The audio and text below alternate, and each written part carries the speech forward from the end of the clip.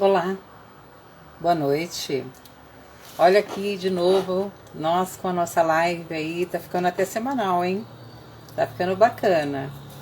Então, é um prazer estar aqui com vocês novamente. No prosseguimento, né? Essa seria a quinta live que eu tô realizando. Hoje eu chamei o Diego Martins, é um amigo, é um grande especialista na área da temática que nós nos proporcionamos a fazermos nessa hora, né, das 19 às 20 horas, eu já vou chamá-lo. E inicialmente eu estou só aguardando mais 2 minutinhos para a gente efetivamente entrar na temática, né, conforme o nosso post que a gente socializou aí nas redes sociais. Então, eu sou a Sônia Bonfante aqui de Campinas. Para quem não me conhece, eu sou assistente social. Eu já estive conselheira tutelar, já trabalhei nos níveis de proteção da assistência aqui de Campinas, tanto na básica, quanto na média, quanto na especial. Já trabalhei em OSC, implantei projetos de acolhimento e referenciamento aqui em Campinas. Já trabalhei no Tribunal de Justiça, na Fundação Casa. Então, eu venho de essas experienciações e potencialmente na área da criança e adolescente, né? Participo aí de muitos simpósios, eu faço capacitação, dou cursos, tanto para conselhos tutelares, quanto para alguns órgãos do Sistema de Garantia de Direitos e também para a rede SUAS, principalmente a rede socioassistencial, né? Com a minha microempresa chamada Somar. Então, desde 2017 eu estou potencializando mais a consultoria, mas eu já faço esses trabalhos junto a conselhos, exatamente pelas minhas transversalizações, né, nesses caminhos de conselho tutelar, que é um órgão de defesa de direitos, quanto no eixo da promoção desses mesmos direitos, que é a área da política setorial. Então, a gente vem aí caminhando, tecendo, né, estratégias, tecendo vários caminhos e alcançando alguns caminhos com alguns desafios, mas sempre comungando da praxis, do comprometimento com a causa e do envolvimento também com a questão da gente afiançar direitos, né?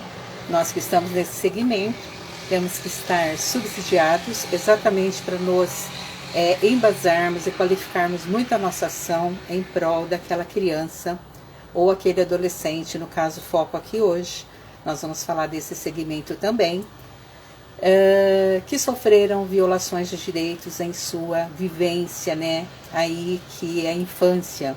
Então é uma infância que deveria ser preservada, mas infelizmente a gente se vê, principalmente nos caminhos que eu percorri, e nos caminhos aí que a gente não pode tapar os olhos, muitas crianças e adolescentes violentadas em seus direitos fundamentais. E um dos direitos é o respeito. O respeito implica ele não sofrer quaisquer tipo de violações de direitos, sejam física, sexual, que é o que vamos abordar hoje, a negligência, a violência psicológica e outras negligências aí que se fazem ao longo das suas vivências, né, como seres em desenvolvimento.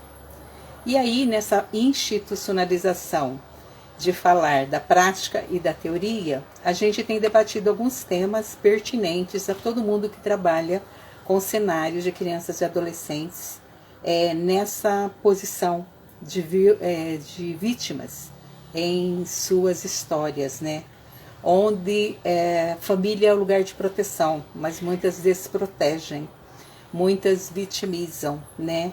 E nesse cenário todo, a responsabilização de cuidar e de proteger é da família, é da sociedade e é do Estado, ou seja, de todos nós, tá? Então, eu queria cumprimentá-los, boa noite para quem está chegando, é um prazer recebê-los.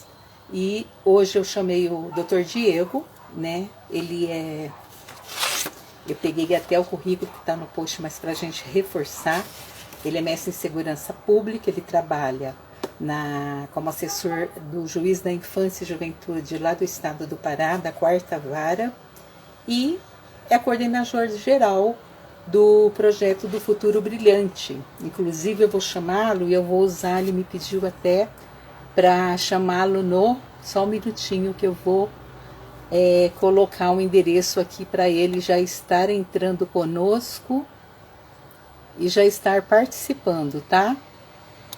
Que agora já deu 19 horas em ponto.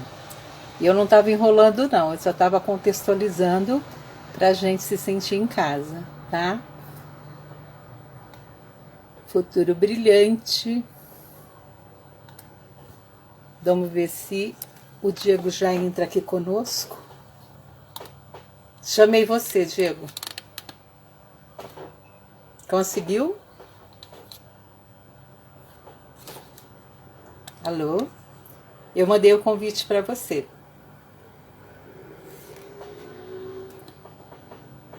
Então, o Diego é mestre em segurança pública. Vamos aguardar um pouquinho que ele já deve estar entrando. Posso reenviar o convite? Vamos lá, futuro brilhante. Não sei vocês aí, mas aqui em Campinas tá um calor terrível. Futuro brilhante, concluir. Gente, já tá dando certo, tá? Sim, eu já aceitei. Aí, agora deu. Opa, A a câmera câmera. tá pro outro lado. Não tem problema. Cadê? Agora. E, beleza. Então, eu estou dando as boas-vindas para o pessoal que está chegando. Nosso boa noite. Eu fiz uma pequena só para dar 7 em pontinho. Eu vou só Já usar tava o. ouvindo aqui tudinho. Oh, ainda bem que eu não falei mal, né, pessoas? Então, tem alguns amigos aí que eu conheço o pessoal da Paraíba entrando também, aqui de Campinas. É bom que a live fica para todo o Brasil, né? E aí a gente vai agregando pessoas que desejam ouvir essa temática. Eu já tive uns feedbacks anteriores, o pessoal estava doidinho para ouvir Opa, essa que bom. temática do crime sexual, né? Que eu falei, eles me perguntaram se vai entrar em aqueles crimes virtuais do pessoal da pedofilia. Eu falei, gente, é livre. O Diego ele vai fazer uma contextualização exatamente nos crimes sexuais cometidos contra a criança, porque ele é da área e tem expertise nisso tudo.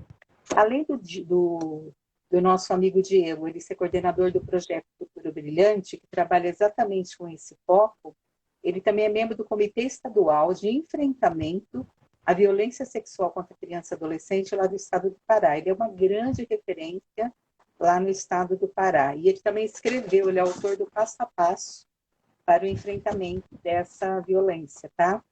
E como eu tinha dito no comecinho, o nosso segmento aqui que a gente foca é criança e adolescente, né?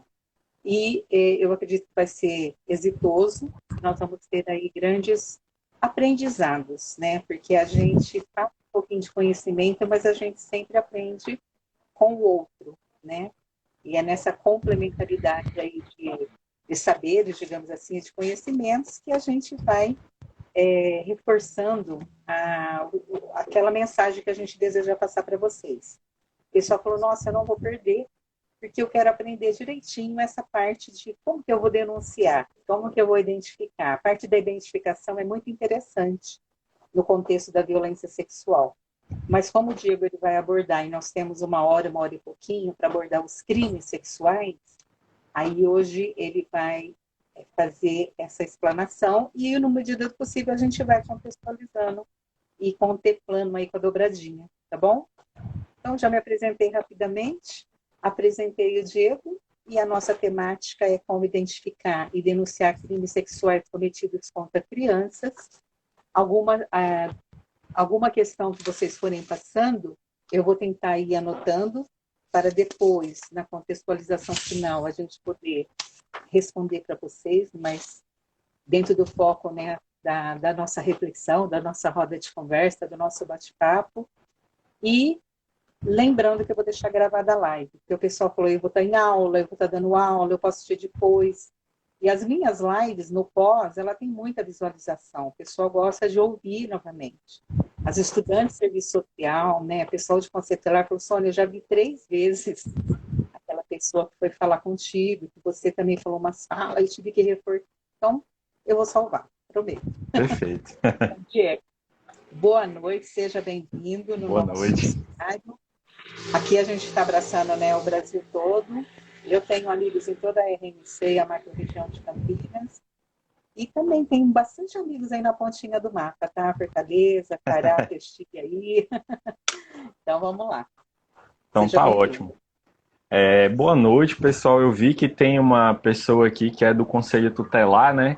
As demais, se puderem dizer, escrever a cidade de onde estão assistindo a gente e a profissão ou a área de estudo também, só para a gente ter uma ideia e direcionar melhor aqui a nossa fala. Sônia, muito obrigado pela oportunidade de estar aqui mais uma vez Imagina. conversando sobre esse tema. É um tema muito duro. A maioria das pessoas prefere se afastar, né, porque as notícias que nós recebemos costumam nos abalar muito.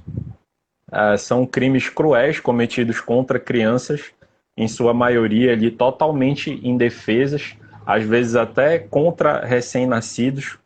Então, assim, é uma realidade com a qual as pessoas não se sentem muito confortáveis, né, em se depararem com ela. Então, todos os espaços para a gente poder discutir esse tema são sempre muito, muito bem-vindos. E aqui Uhum. no Futuro Brilhante, só para quem ainda está tendo esse contato pela primeira vez conosco, nós somos um projeto voluntário aqui de Belém do Pará.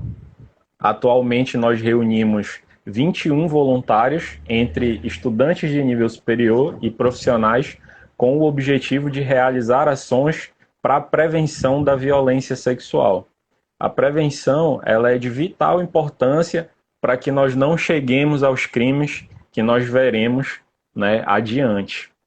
Só aproveitar aqui que o pessoal está respondendo. Olha, tem uma voluntária do projeto aqui, a Nicole. Lá de Capitão Se eu não Poço está assistindo a gente. Tem uma pessoa de Miguelópolis, São Paulo, que é aqui, assistente lá no social no interior. CRES, né? Isso, minha colega aí, ó. Aí tem a Acadêmica de Karina Direito. também, coordenadora do CRES de Hortolândia. Nossa, minha amicíssima. Aí, Karina. A Conrado, Fernando Prata, do Conselho Tutelar. A Eduardo de São Rita, Paulo. O acho que é Emerson Conselho Tutelar Freitas também, também. né? Sim, a Samanta lá, de Santa Rita do Passa Quatro, né, Sá? Tá todo mundo aí já. Não deu para ler mais. A Nicole, acadêmica de Direito, de Isso, Capitão Poço do Pará, né? Yara Balbino, tem a Isildinha Nunes, tem bastante conselheiros tutelares também, tá? Tem pedagogos. Tem um psicólogo aqui conosco, o Leonardo. E o Vando Angra está sempre com a gente, né, Vandão? Bacana. E os demais que forem assinando aí, a gente vai dando uma. perfeito. A Rita, é uma secretária municipal de assistência aqui de Paulínia. Obrigada por estar nos assistindo, Rita. Então, assim, Sônia, para que a gente possa falar sobre como identificar crimes dessa natureza e denunciá-los, eu sempre bato na tecla que a primeira. Por que a gente tem tanta dificuldade, né, desses crimes para que eles sejam denunciados? As estatísticas apontam que apenas entre 8 a 10% de todos os crimes que acontecem são registrados formalmente e encaminhados ao poder público, né, principalmente para o sistema de justiça criminal. A gente tem que levar em consideração que esse é um crime associado a muita vergonha, a muito julgamento social, a um sentimento de culpa muito grande da vítima, né? O próprio descrédito, falta de apoio familiar, enfim, são diversos os fatores que acabam contribuindo para que essa dificuldade, né, o próprio descrédito nas instituições, aquela crença de que não vai dar em nada, de que o processo é muito demorado, de que eu não vou ter uma resposta efetiva e imediata com a prisão do abusador. Então, vários desses fatores, infelizmente, acabam contribuindo para que as pessoas não efetivem as suas denúncias. Agora, um outro ponto. A própria vergonha da família, né? Em acordar que isso ocorre. dentro do seu próprio seio familiar, né? Então fica Exato, esse aquela negacionismo, assim, não, na minha família não acontece isso, na minha família não tem abusador, ou não vou perder o meu prestígio social aqui, essa criança deve estar fantasiando, ela deve estar mentindo. exatamente, mas mesmo porque a família, ela sempre foi vista de uma forma sacra, né? Assim, ela não poderia ser desvelado o seu contexto. Então, essa lei do silêncio, ela marcou por gerações, por décadas, que veio vindo no sentido assim, eu não vou fazer publicizar aquilo que ocorre aqui dentro, é uma coisa, é um segredo. Então, muitas vítimas não abriam a boca durante tanto tempo. Que nós tivemos aqui no Brasil mesmo um aprofundamento na violência sexual no final de 80, porque antes era visto tudo a nível de hospitais, na rede hospitalar, que era trabalhada as violências sexuais. Eu estava estudando esse dia historicidade a nível hospitalar. Então, só depois da década de 80 e depois no com aquele período que nós tivemos, que eu até anotei aqui, o pós-militarismo, desculpa. Depois do militarismo, que nós tivemos instituições, eu achei bacana essa parte da história, que vieram comprar o pacote, digamos assim, do enfrentamento à violência sexual. E uma delas, só que eu parei para falar isso, foi preconizada, foi iniciada aqui em Campinas, que foi o CRAME, que é o Centro Regional de Maltratos à Infância, né? Então, ele começou com atendimento psicossocial e depois, em 85, começou o jurídico social, também com o departamento jurídico. Tem uma história aqui em Campinas, o Cláudio Hortêncio, meu grande amigo, grande referência no Brasil, ele trabalhou no CRAME nessa época.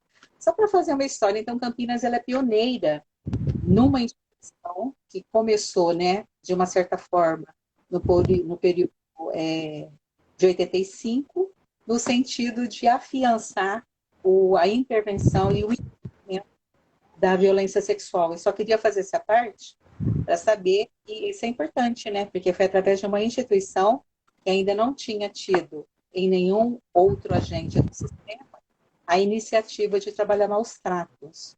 Começou em instituição como ONGs, as ONGs, na década de 85, e a partir de 91, que foi potencializado esse olhar mais crítico sobre esse fenômeno. Desculpa, Diego. Para você ter uma ideia, isso aí é tão verdade, esse levantamento histórico que você está fazendo, que o nosso Código Penal ele é de 1940, né, até hoje em vigor, que tem previsto 10 crimes de natureza sexual.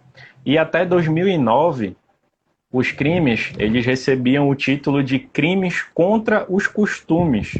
Então, quando se cometia, né, uma violência sexual, como o estupro, por exemplo, era considerado um crime contra o costume. Então, só em 2009 houve a alteração para mudar isso para crimes contra a dignidade sexual. Sim. Então, olha o quanto que isso é presente, quanto essa discussão ainda é tão recente, né? E assim, retomando aqui a parte que eu estava falando sobre essas dificuldades para que se efetivem as denúncias, eu reputo aqui que a principal delas, na minha concepção, é a falta de conhecimento sobre o que é a violência sexual e sobre os crimes. Porque a maioria das pessoas, quando conhecem, elas se limitam ali a conhecer o estupro e o estupro de vulnerável e conhecem de uma forma muito superficial, que entendem, inclusive, equivocadamente, que para que o crime ele ocorra, tem a necessidade de penetração. E isso é um entendimento completamente equivocado, como a gente vai ver mais adiante. Então aqui, Sônia, para efetivamente começar a minha fala, eu quero trazer 4 conceitos que eles estão previstos na lei que é conhecida popularmente como Lei de Escuta Especializada. O número dela é 13.431 de 2017. Ela veio trazendo o conceito maior, que é o conceito mais abrangente do que é violência sexual. Ela diz que é qualquer conduta que constranja a criança ou o adolescente a praticar ou presenciar conjunção carnal, que seria a penetração pênis-vagina, ou qualquer outro ato libidinoso. Aí aqui em atos libidinosos eu tenho o sexo oral, eu tenho a penetração anal, eu tenho a masturbação, eu tenho a felação, né, eu tenho aquela carícia nos seios, enfim, todos esses outros atos diferentes da penetração pênis-vagina, eles vão se enquadrar aqui como atos libidinosos. E aqui prossegue o conceito, inclusive exposição do corpo em foto ou vídeo por meio eletrônico ou não, que foi o que você começou falando, né? Na era digital, os crimes de natureza sexual cometidos pela internet, sem a necessidade de nenhum tipo de contato físico, cometidos apenas por meio de foto e de vídeo, que é o que a gente vai ver mais lá na frente, que são os crimes previstos no Estatuto da Criança e do Adolescente. Então, esse é o primeiro conceito mais importante para entender o que é violência sexual. Daqui, a gente já tira que até o fato da criança ou adolescente presenciar alguma conduta de natureza sexual já vai ser considerada crime. Não há necessidade de ter contato físico com a vítima. Então, são informações extremamente importantes para já ir desconstruindo aquela figura de que o estupro de vulnerável, só vai acontecer se eu tiver uma penetração. Eu fico muito triste e às vezes assim eu fico louco da vida quando alguém vem me contar alguma coisa, pedir uma orientação e diz, mas ele só tentou. Cara, assim, é de um absurdo tremendo, sabe? Aí vem tentar reduzir ainda a conduta do agressor, minimizar ali, dizendo, não, mas ele só fez sexo oral na vítima, ou a vítima só fez sexo oral nele, ou então, ele só tirou umas fotos, não foi nada demais, é porque não foi com você, né? Eu estava me vendo tomar banho pelo buraquinho da fechadura, até isso é considerado. Aí a pessoa tenta reduzir porque não foi com ela, porque se fosse, né, na gente a gente sabe qual é a dor, né, do que aquilo causa, os traumas, as sequelas, as consequências posteriores, né, daquilo que foi cometido. O número da lei é 13.431/2017.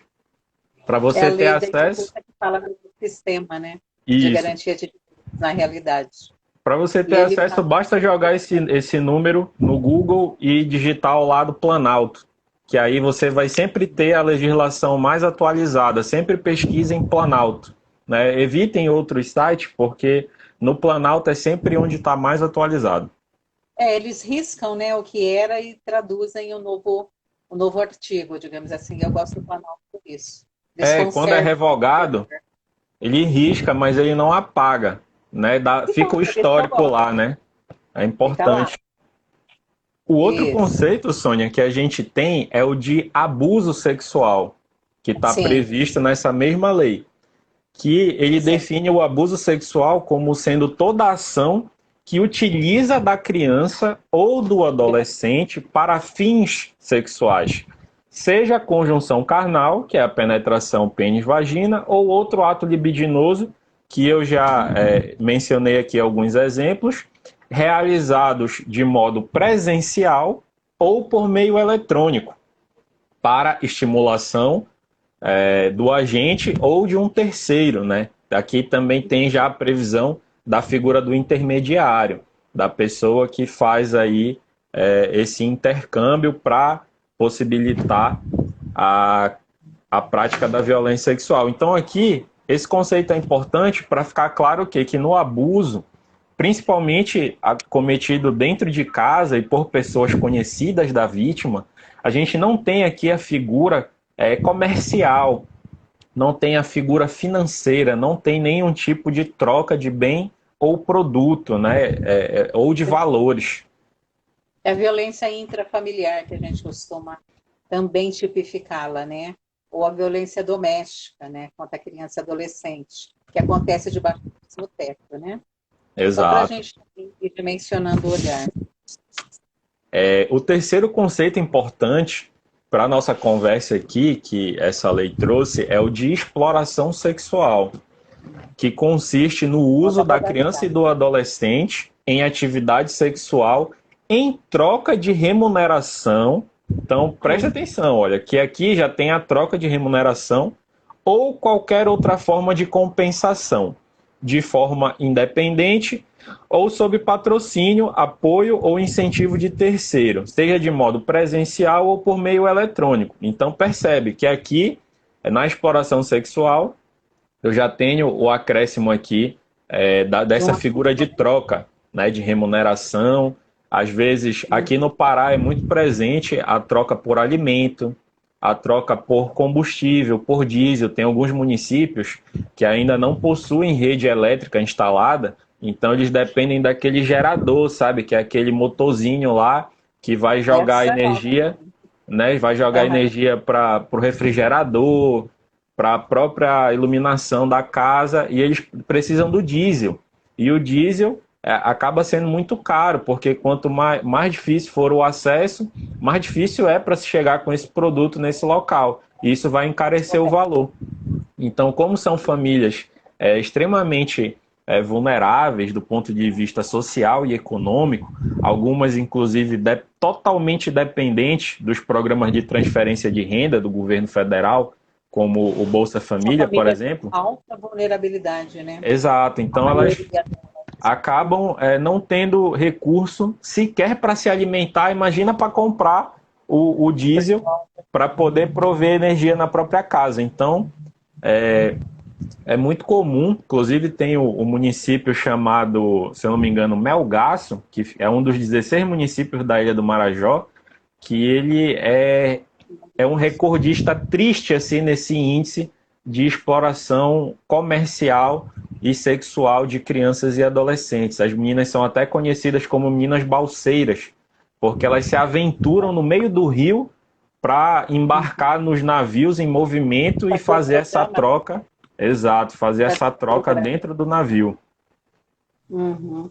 Aí é muito peculiar, né, nessa pontinha do mapa, assim, Fortaleza, Pará, né, a gente ter o turismo sexual também, né, envolvido. Tem muito turista aí, né, então além desse ponto que você está falando, que é com a própria, já cultura, né, dos barqueiros, eu entendo que também tem aquela parte dos turistas que visitam, e também tem gerenciamento aí por parte dos hotéis, é isso que a gente estuda na literatura, né? Que Exato, existe todo um mercado aí movimentando essa situação, porque tem tanto o consumidor e tem tanto as pessoas que também se beneficiam fazendo o agenciamento do mercado. Aqui nós temos a peculiaridade dos rios, né, que é a exploração sexual cometida nos rios, e na maior parte do Brasil isso é feito pelas estradas. Então os caminhoneiros aí, eles são muito presentes nesse tipo de situação, além dos turistas, como você mencionou. Inclusive tem o projeto chamado Projeto Mapear, que é da Polícia Rodoviária Federal, que eles fazem um mapeamento a cada 2 anos desses pontos mais vulneráveis nas rodovias federais brasileiras. Então, quem se interessar especificamente sobre esse assunto, pode procurar depois, eles disponibilizam de fácil acesso na internet, só procurar pelo projeto Mapear, para conhecer mais sobre o assunto e o que a Polícia Rodoviária Federal tem feito para reduzir a quantidade desses pontos considerados pontos críticos, né, ou pontos extremamente vulneráveis das rodovias. E o quarto conceito, Sônia, importante aqui para a nossa conversa, que está presente também na lei de escuta especializada, é o tráfico de pessoas, que pouco se fala sobre ele, e ele consiste no recrutamento, transporte, transferência, alojamento ou acolhimento de criança ou adolescente dentro do território nacional ou para o estrangeiro, com o fim de exploração sexual mediante ameaça, uso de força ou de outra forma de coação, rapto, fraude, engano, abuso de autoridade, aproveitamento de situação de vulnerabilidade ou entrega ou aceitação de pagamento. Então aqui tem inclusive um filme, que é um filme brasileiro chamado Anjos do Sol. Salvo engano, ele está disponível no Conheço. YouTube, né, para quem quiser conhecer mais sobre como é que funciona toda essa dinâmica do tráfico de pessoas para fins de exploração sexual. Esse filme ele retrata muito bem como é que funciona toda essa dinâmica, a figura do atravessador, como ele faz a identificação ali daquelas famílias extremamente vulneráveis, como as crianças são comercializadas, aquela figura do pai ainda, do homem, que é o dono, ele é dono das filhas, por mais que a mãe ela se recuse, é ele que toma a decisão principal e ela não pode fazer nada, e é sob a justificativa de que a criança vai ser levada para um lugar onde ela vai estudar, onde ela vai ter mais condições, etc. Tem essa camuflagem, assim, essa roupagem, e uma coisa assim que é muito cruel retratada dentro do filme é como que a virgindade é tratada dentro desse mercado. Ela tem um valor assim absurdo. Existe a figura, inclusive, do leilão para ver quem é a pessoa que vai adquirir aquela menina ali ainda virgem. Então, assim, por conta dessa necessidade, desse, se eu posso chamar assim, desse produto que é consumido por esses criminosos, a cada vez as crianças elas são levadas mais jovens para esse comércio, para que elas sejam ofertadas ainda enquanto garotas virgens, que elas não tenham ainda sido iniciadas na vida sexual por quem quer que seja. O que dói é que são crianças mesmo, né? Abaixo de 11 anos. Né? Sempre são maiores de 12 anos que adolescentes, por exemplo. A gente está falando criança, dói mais ainda o foco acentuado na faixa etária. Eu só queria fazer uma menção, Diego, quando você fala em tráfico de pessoas, e principalmente de criança e adolescente, a gente tem também, sabe pelas estatísticas, que muitas crianças também são traficadas para ter órgãos, né? Então, eu tenho uma história aí do Pará, que é que você a ratificasse, se é verdade, a contextualização que me trazem, que já me trouxeram, as crianças ocas, né? Então, eu queria saber dessa metáfora, crianças ocas. São encontradas crianças que são raptadas do Brasil, do exterior, e elas estão sendo os órgãos internos, né? Então, isso também, eu acho que entra no rol aí desse tráfico, nessa visão dimensionada. Esse conceito previsto aqui na Lei de Culto Especializado, ele é específico para fins de exploração sexual comercial. Essa questão do tráfico de pessoas para a questão de transplante, para roubo, né, de órgãos, tráfico de órgãos, ele já é uma outra abordagem, né, que não está prevista nessa lei. É só para a gente falar que tráfico de pessoas também tem essa outra dimensão. Esse Sim. tráfico da Lei 13.431 é para fins de exploração sexual comercial. Exato. Então, é importante a gente só pontuar isso. Aqui só citar, porque se fala muito no tráfico e se lembra das crianças ocas do Pará, e essa outra vertente da legislação que vai tratar especificamente desses 4 temáticas, né? A violência sexual, o abuso sexual, a exploração sexual e o tráfico de pessoa para fins sexuais. Exato. Só para resumir o que você falou.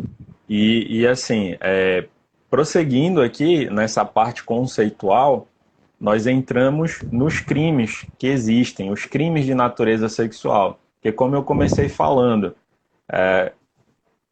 o senso comum ainda está muito preso ainda a só conhecer o que é noticiado muito resumidamente na mídia. Então, o estupro e o estupro de vulnerável. Só que existem 18 figuras, 18 tipos de crimes de natureza sexual que podem vitimizar crianças e adolescentes.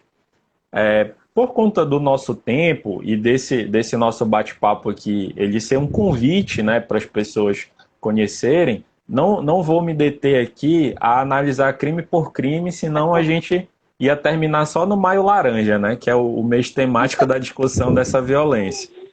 Então eu vou só sinalizar aqui algumas leis importantes que ajudaram nessa construção que nós temos hoje.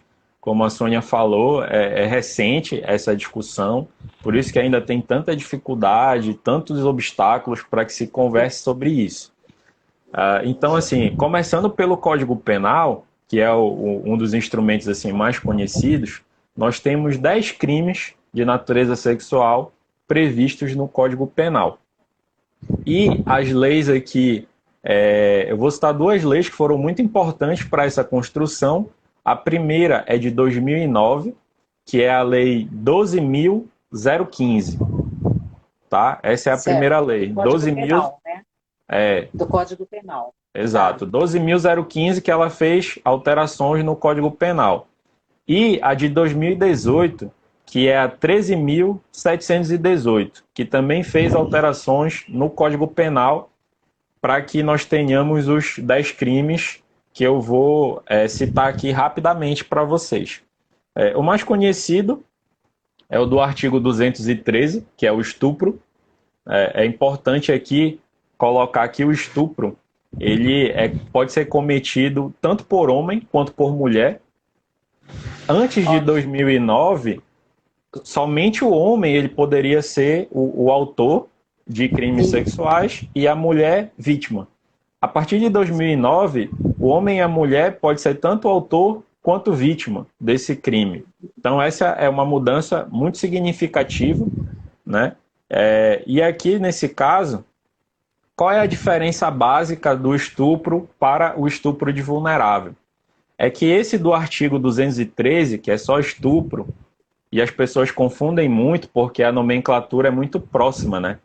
Então, no caso do estupro, a pessoa que está sendo vítima, ela tem condições de dar o consentimento dela para aquela relação sexual. Entretanto, ela foi compelida, mediante violência ou grave ameaça, à prática sexual. Ou seja, ela foi forçada a manter essa relação sexual. E é importante reforçar isso, porque o estupro, ele existe inclusive nas relações íntimas de afeto. Eu posso ter um estupro dentro de um namoro, dentro de uma relação de ficantes, eu posso ter inclusive dentro do casamento. Não existe mais essa obrigatoriedade de que a mulher, por ser casada, por ser namorada, que ela tem que manter relações sexuais mesmo que ela não queira.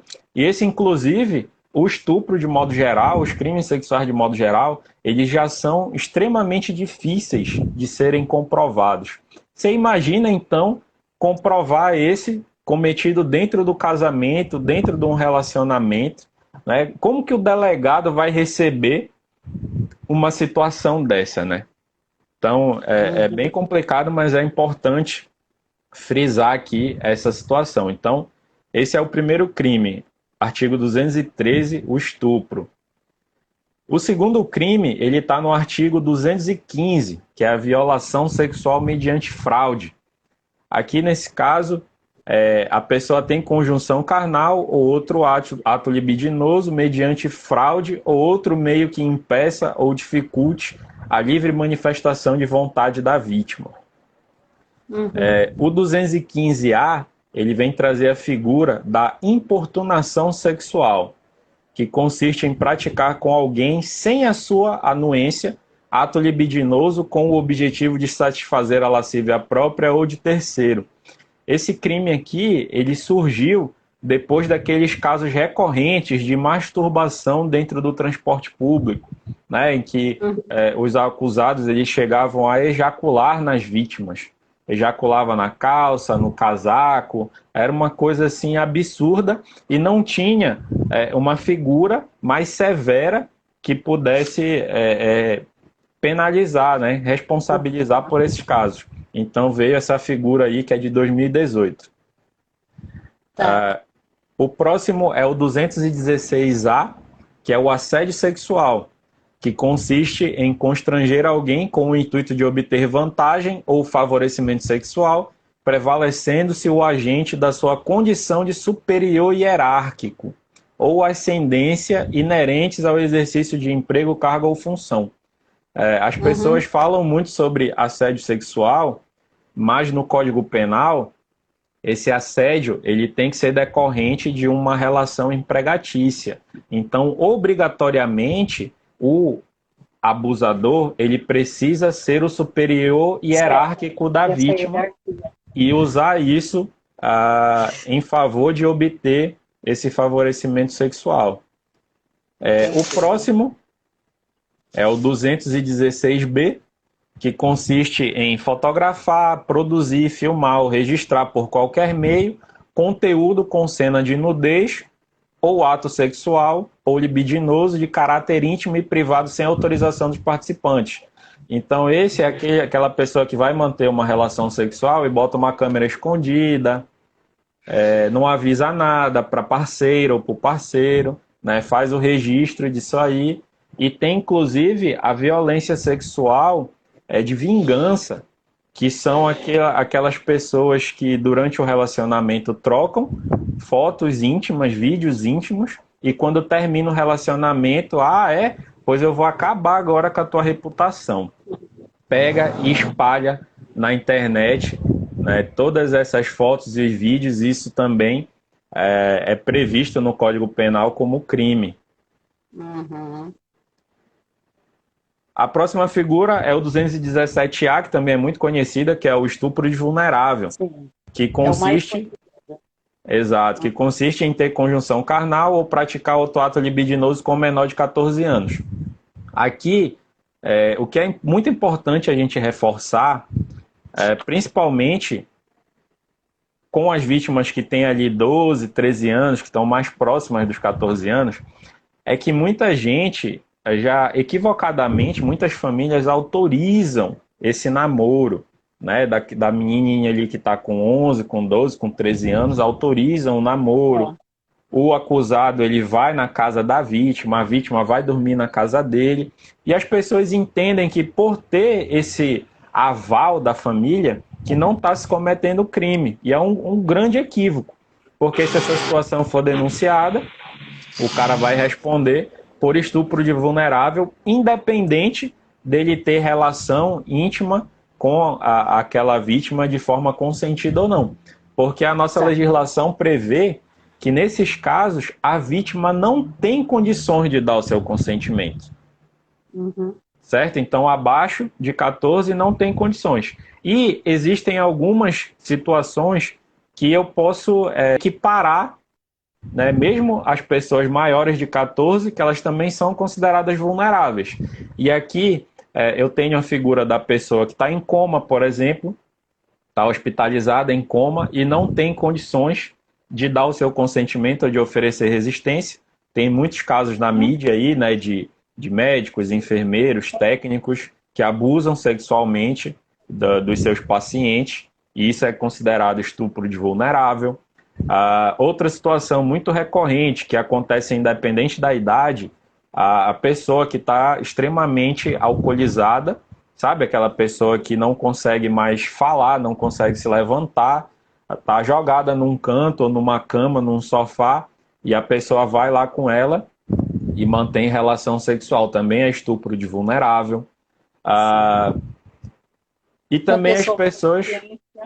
com deficiência, PCD, né? Exato, exato. Então, portadores de necessidades especiais, principalmente, tanto do ponto de vista físico, porque a pessoa, às vezes, sem o movimento das pernas e dos braços, ela não vai ter como apresentar aquela resistência, quanto do ponto de vista intelectual, para compreender, né, e ter condições de dar ou não o seu consentimento. Então, todas essas situações, elas são enquadradas também no estupro de vulnerável.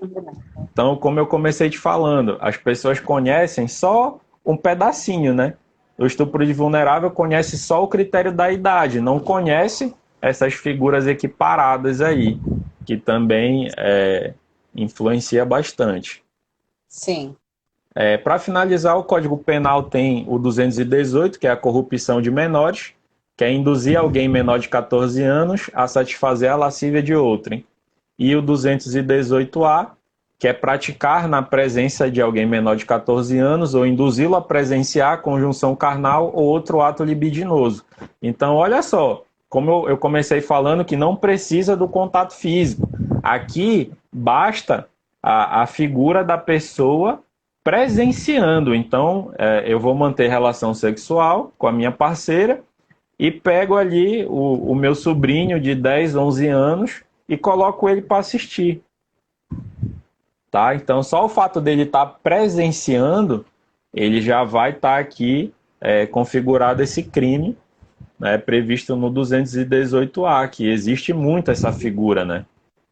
Sim, aquelas mães que levam os namorados para casa, que a filhinha está dormindo, que ela põe o filminho, né, pornográfico de madrugada, que a filhinha abre a porta ou mesmo uma cortina e ela presencia, depois aflora a sexualidade dessa criança lá na creche, aí vem para nós, né, na rede protetiva para a gente trabalhar essa família. Então, tudo isso é o ciclo que vai se formando, apesar que ainda tem a legislação, mas depois na prática recai tudo na rede protetiva para trabalhar a família, né?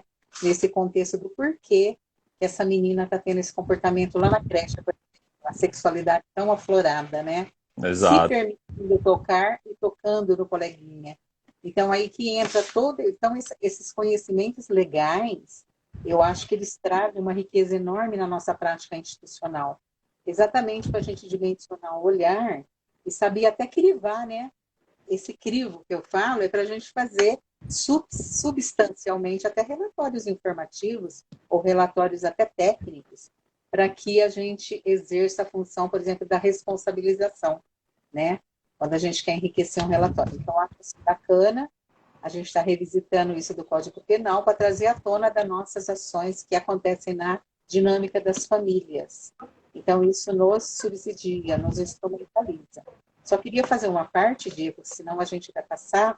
Quando a gente falou em exploração sexual comercial contra crianças e adolescentes, até o Alex me fez uma lembrança aqui, eu acho que é o Alex é o Prata, lá de São Paulo.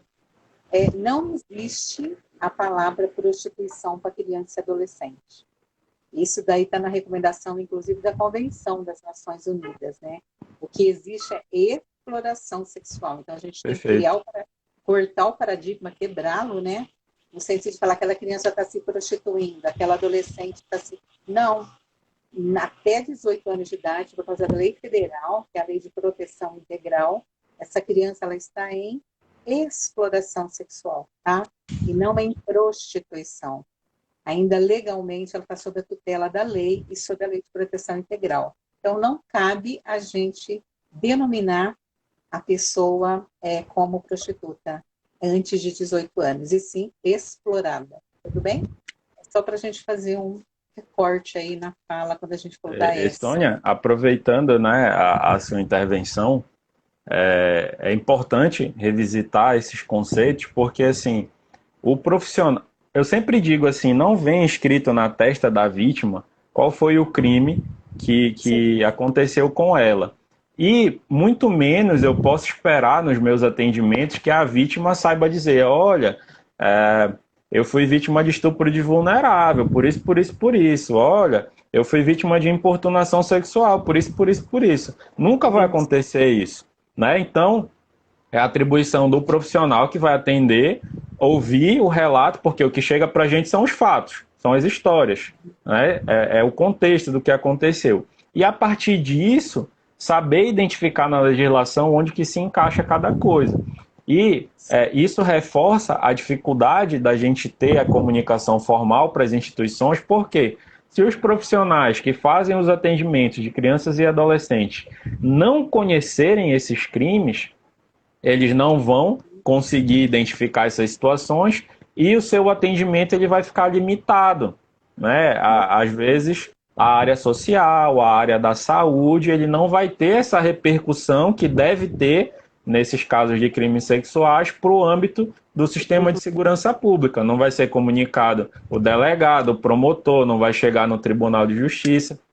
Então, é importante reforçar isso. E sobre a questão da prostituição infantil, nós temos uma dificuldade muito grande, porque conforme eu vou ler aqui para ti, na própria legislação ainda existe essa figura da prostituição, né? Existe essa expressão no artigo 218b, ó, submeter, induzir ou atrair à prostituição ou outra forma de exploração sexual alguém menor de 18 anos.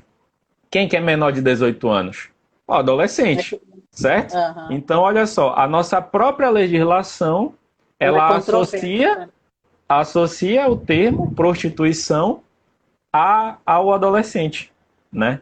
Então, assim, não justificando, porque eu sei que está incorreto, mas, assim, a pessoa que não tem acesso às outras normativas, que não amplia né, o seu envolvimento em outras discussões, se ela se limitar apenas ao que está disposto na lei, ela vai acabar utilizando equivocadamente essa expressão de prostituição, né, associada à criança e adolescente. Que nós que estamos no cenário da defesa e da promoção de direitos de criança e adolescente, a gente tem que se reportar a Lei Federal 8.069/90, que ela já traz em seu bojo, né, garantias para que a criança e adolescente ela não vivencie exploração sexual, violência, né, opressão, negligência, é ali estipulado no artigo 5º, que são as situações que eles têm que ficar a salvo. Então, o próprio ECA ele nos dá o respaldo que a exploração, a violência, que inclui isso aí a violência sexual, ela não seja vivenciada por criança e adolescente. Então, nesse sentido, é uma lei federal. O Código Penal também é uma lei. Só que a gente falando de segmento, é como o Diego está falando, você tem que dar uma dimensionada para você se garantir com outras legislações correlatas que garantam que essa criança e adolescente ela tenha sua proteção integral efetivada, de fato, né? E eu sugiro o ECA, sugiro essas convenções das Nações Unidas, né? A legislação a favor que nos legitima para a gente ter esse tipo de defesa de direitos ou de expressão, né? Criança e adolescente tem que ficar salvo de situações de violência, negligência, opressão, exploração ou discriminação, que são 6 situações que estão lá na lei federal. Se o próprio ECA legitima, eu acredito que a gente, na defesa de direitos, na promoção de direitos, a gente não necessite usar o 218b, desculpa. É do Código Penal, 218b do Código Penal. Então, 218b do Código Penal, que é atrair, né, a prostituição para abaixo de 18 anos. Acho que a gente inclusive, ele usa como sinônimo. Ele usa como sinônimo a prostituição, atrair a prostituição ou outra forma de exploração sexual. Então, assim, eu acredito que foi um equívoco aqui de técnica de redação, né, ao utilizar isso como sinônimos. Porque, ou então como uma espécie de exploração sexual, né? Ele poderia ter se limitado a colocar que qualquer tipo de exploração sexual já estaria resolvido e evitaria esse equívoco. E o último artigo do Código Penal é o 218C, que fala de oferecer, trocar, disponibilizar, transmitir, vender, expor à venda, distribuir, publicar ou divulgar por qualquer meio, fotografia, vídeo ou outro registro audiovisual que contenha cena de estupro ou de estupro de vulnerável, que faça apologia ou induza a sua prática sem o consentimento da vítima. Aqui é muito importante, assim, porque tem gente que eu acredito que não é de má fé, sabe, Sônia? Aquelas pessoas que pegam os vídeos e começam a compartilhar no WhatsApp, recebem um vídeo de um estupro, de algumas cena dessa assim, aí começa a compartilhar. Porque olha, para chegar nas autoridades. Meu filho, você não sabe pesquisar no Google onde é a delegacia, onde é o Ministério Público? Pegue você o arquivo, salve no pendrive e deixe lá no gabinete do promotor. Exatamente. Agora fica expondo desnecessariamente a vítima dessa forma, né, nas redes sociais, inclusive cometendo um crime, né, ao fazer isso, que as pessoas desconhecem. Porque o artigo 18 do ECA, que ele vai falar da dignidade, ele já faz a retórica. É você não expor criança e adolescente a vexame, a constrangimento. Então, nós já temos aí no CAPT, por uma lei federal, reverberado, né? Que nenhuma criança ou adolescente será objeto de exposição que lhe cause vexame e constrangimento. Aí, muito bacana, que aí também, como você falou da 13.431, achei muito legal você levantar, através dela, as temáticas que envolve, mas depois que o menino Bernardo ele foi maltratado, assassinado pela própria família, né? Então, o artigo 18F ele teve uma nova roupagem. Eu achei bacana que foi a lei de 2014, que a gente apelidou de Lei do Menino Bernardo. Ele traz na sua concepção, no artigo 18A e 18B, em 2014, o conceito de maus tratos, o conceito de castigo físico, que é um castigo cruel e degradante, e que é uma humilhação. Então, eu chamo a atenção para a gente estar sempre atualizado quando tem uma lei nova, como você citou do Código Penal, para a gente ver aonde também que ela mexe dentro da lei federal. E é a lei que nos baliza para atuarmos com criança e adolescente. Então, o 18A e o B, ele está com essa roupagem nova, desde que o menino Bernardo foi assassinado, e nós temos aí o 18A e 18B, que vem da concepção de castigo físico. Então, eu acho bacana a gente reforçar isso, exatamente para nós nos instrumentalizarmos quando a gente também estiver atendendo, né, a priori, seja no Conselho Tutelar, seja no CRAS, seja no CREAS, seja na saúde, na educação, a gente entender que a própria lei ela já nos traz e nos dimensiona o olhar para o que é uma violência física, o que é maus tratos. Então, além da lei, a gente também tem a lei correlata, mas para a gente somar os olhares, né? Com certeza, é fundamental se apropriar dos conceitos, até porque se a pessoa fizer alguma manifestação técnica baseada em achismo e a pessoa que receber conhecer do assunto, ela pode até fazer indagações, de repente perquirir aí uma responsabilidade administrativa, né? Então, assim, Uhum. os profissionais eles precisam estar respaldados na legislação, nas orientações técnicas dos conselhos e com todos esses conceitos aí na ponta da língua para realizar atendimentos corretos e efetivos. É. Fernando, que está perguntando aqui, de Campinas, aquele caso do menino, entre aspas, no barril, né? Os policiais filmaram tudo, compartilharam em rede. Então, aquilo lá foi uma violação de direitos extrema na dignidade da criança. Ela ficou totalmente exposta à sua imagem, né, a nível nacional. Então, eu acredito que houve um prejuízo na exposição das imagens, né, apesar da intencionalidade, talvez ter sido outra, a gente não vai aqui, como que fala, culpabilizar nenhum nem outro, que eu acho que esse caso, que eu acho que você também ficou sabendo aí no Pará, ele teve um contexto, dever de todos, sabe aquele artigo 70 e artigo 18 do ECA? Artigo 70 é dever de todos assegurar direitos de criança e adolescente. E 18 é dever de todos velar pela dignidade da criança. Então, aí nesse sentido de dever de todos, eu acredito que falhou sim a família, é claro. Eu acho que falhou a sociedade, acho não, tenho certeza. A comunidade que só filmou e tirou fotografia só no último mês de dezembro, isso já acontecia há muito tempo. O poder público, por que não? Como que é feito, né, esse acompanhamento, como foi feito, como está sendo, e como nós vamos revisitar tudo isso que aconteceu para minimizar a questão e evitar de que isso daí se realmente possa ocorrer novamente, né? Como que nós vamos juntar os esforços e falar, opa, vamos revisitar o plano de atendimento, como a gente está vendo esses casos que têm acontecido, e assim, não é só um, né? É um atrás do outro. Então, como que a gente Sim. se revisita, isso é importante. Mas o Fernando, acho que colocou no sentido dele ter sido filmado, batido fotografia, né? Feriu totalmente a dignidade, porque o ECA ele já responsabiliza, não, ele já aponta, né?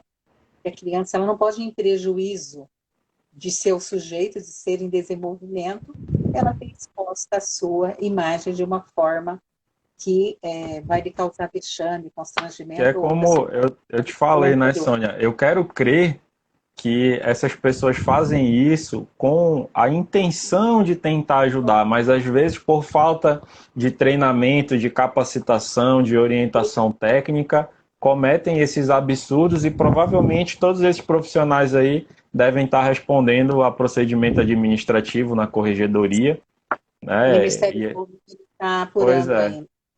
exato, as consequências são graves e assim, bora seguir Ele aqui. está punido, né? Os pais foram presos, os Sim, pais das crianças estão presos, ele foi acolhido institucionalmente, está tendo cuidado pela rede protetiva e tudo mais, mas ainda está em apuração, não tem assim, uma definição ainda, né? Pelo que eu sim. saiba. É um caso muito Mas, complexo. é, E mas tá, geralmente a imprensa noticia só o início, né? não Não acontece. faz o acompanhamento. Aí a gente Tá, fica sem o resto das informações. tá. Aí aqui, Sônia, a gente passa para o Você Estatuto da discorreu Criança e do Adolescente. você discorreu todos os crimes, né, da natureza sexual. Os Você do deu uma Código explanação Penal. bacana. Você deu uma explanação bacana aí de 10. Você citou duas leis principais. Nos reforçou que tem mais de 18 tipos de crime, né, dentro da natureza sexual no Código Penal. Você nos citou alguns artigos super interessantes, falou da diferença de estupro para estupro de vulnerável. Nós falamos um pouquinho da importunação e do assédio sexual.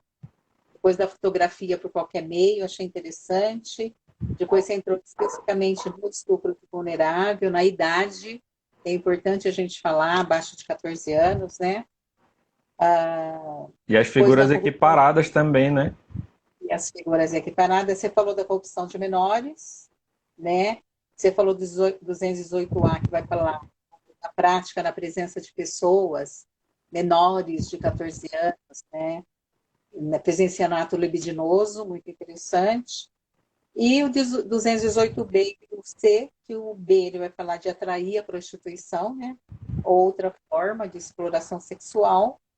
E o C, que é esse último que nós falamos, oferecer, trocar alguma cena, alguma fotografia, tentar fazer merchandising aí com cena onde criança e adolescente está com os seus direitos violados na sua exposição, né?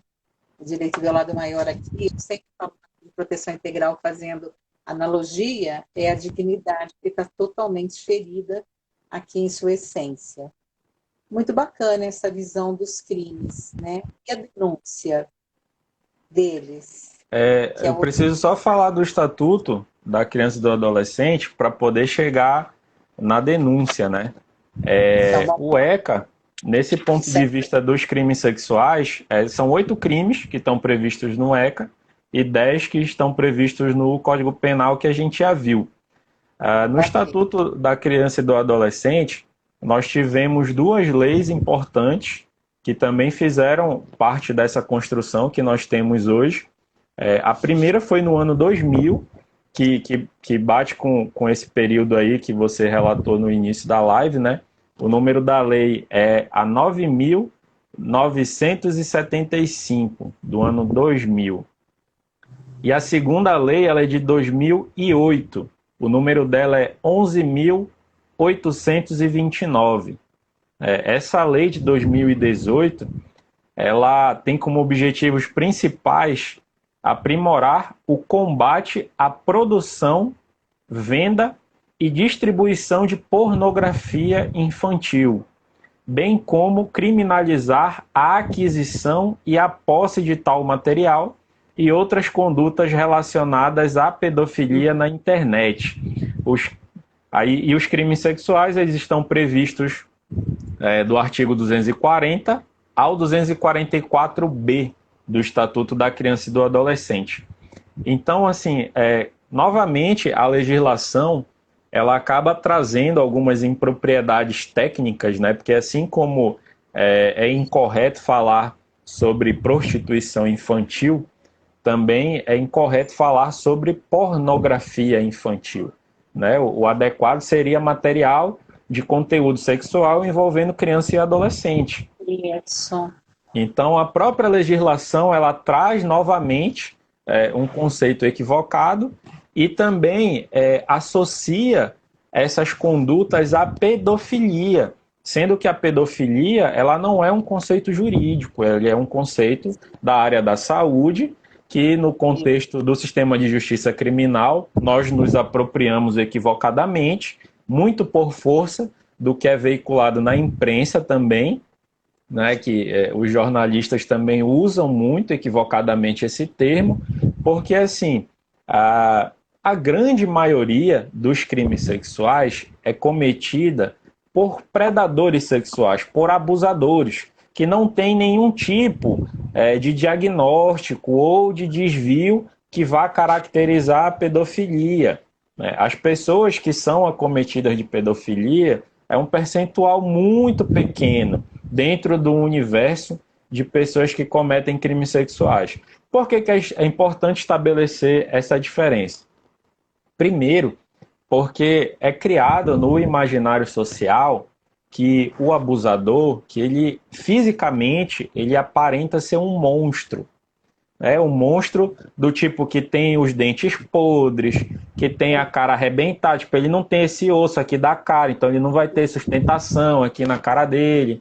Enfim, que vai ser uma pessoa que eu vou conseguir facilmente identificar por características físicas que ele é um abusador. Isso é um erro muito grande. Os abusadores, eles podem ser qualquer pessoa. Ele geralmente é uma pessoa que ele tem família, ele tem residência fixa, ele goza de prestígio social, às vezes ele faz parte de instituições religiosas, enfim, ele é uma pessoa acima de qualquer suspeita. E isso dificulta muito mais ainda o relato, né, da vítima, dele receber credibilidade. Porque se eu estou denunciando uma pessoa que está acima de qualquer suspeita, provavelmente é mentira, porque aquela pessoa ali seria incapaz, né, de fazer esse tipo de abuso.